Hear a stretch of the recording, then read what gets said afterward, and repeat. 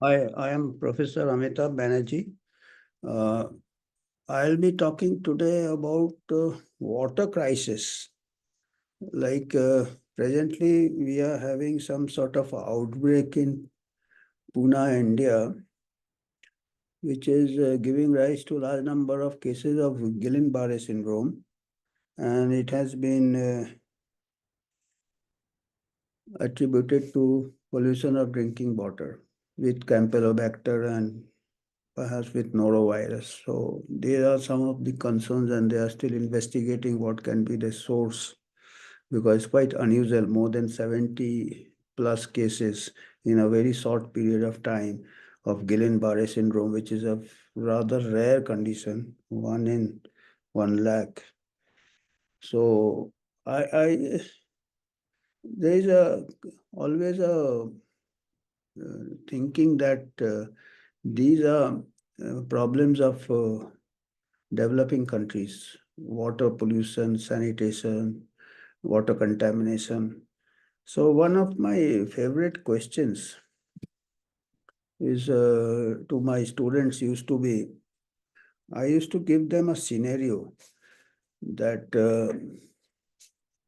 in one town, big town, large number of cases of lead poisoning occurred within the past 2 decades, let us say, last 2 decades or 1 decade.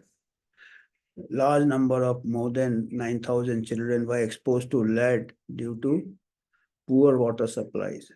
So I asked to ask them to, can they guess which continent it could have occurred? And most of them, they used to guess Africa, Asia. Then I said, no, it occurred in the Western country. Now guess which Western country? Again, they could not. Then I used to tell the student also, I used to take the Viva in my own room. There was a computer in one corner. I used to say, go check the net and just type the Flint Water Crisis, Flint, Flint Water Crisis. This difficult to believe that this Flint Water Crisis around 2014 occurred in the USA, the world's most developed country. And this Flint Water Crisis was due to mass lead poisoning. And the water was of very poor quality. They had relocated the supply from Detroit to Flint River, where a lot of industrial waste and other wastes were being discharged in that river, and the water was being drawn from that. And there, because of these impurities in the water, alkaline or acidic impurities, there was leaching of lead from the pipes, and even many of the people, residents, people did complain the water was dirty, colored, turbid, but the authorities kept reassuring that the water was safe and nothing, there should be no cause of concern. And this continued for many months. And there was a pediatrician. Her name was Dr. Mona Hanna Atisa. She started seeing a lot of cases, children. Being a pediatrician, she started taking the blood samples from the children, and she found very high level of lead in the blood and anemia also, basophilic stippling, there is some. And this lead can cause a lot of problems in children. It can cause impairment of intelligence, lowered IQ. Then it can cause even low levels of lead can impair the brain, development of fetuses, infants, and young children. Why is lead contamination bad? Lead is a heavy metal that has been used by people for millennia. So lead exposure was linked to serious health impacts, including madness and death. The damage can last a lifetime, reducing the IQ. Besides, there can be anemia, bone marrow depression, abdominal colic. So there was all attempts by the authorities, public health authorities, to try to push the problem under the carpet. Residents had to go to court. One of the few bright spots of the Flint water crisis was the response of everyday citizens. It was a citizens movement who faced the failure of the city, state, and federal agencies to protect them, united to force the government to do its job. So they had to go to court, and the pediatrician, she did a great job, Dr. Mona Hannah Atisa. She written a book also, What the Eyes Don't See, a story of crisis, resistance, and hope in an American city.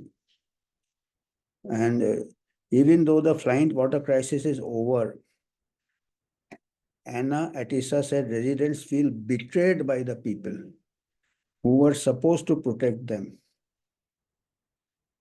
So, and this incidence of mass lead poisoning in a community in the United States, more than 9,000 children were affected. So imagine, and pregnant mothers, fetuses, and adults also, of course.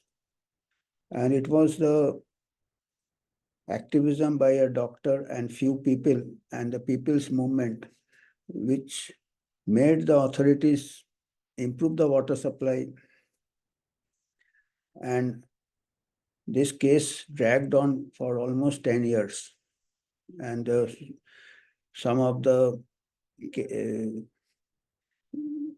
litigations are still going on.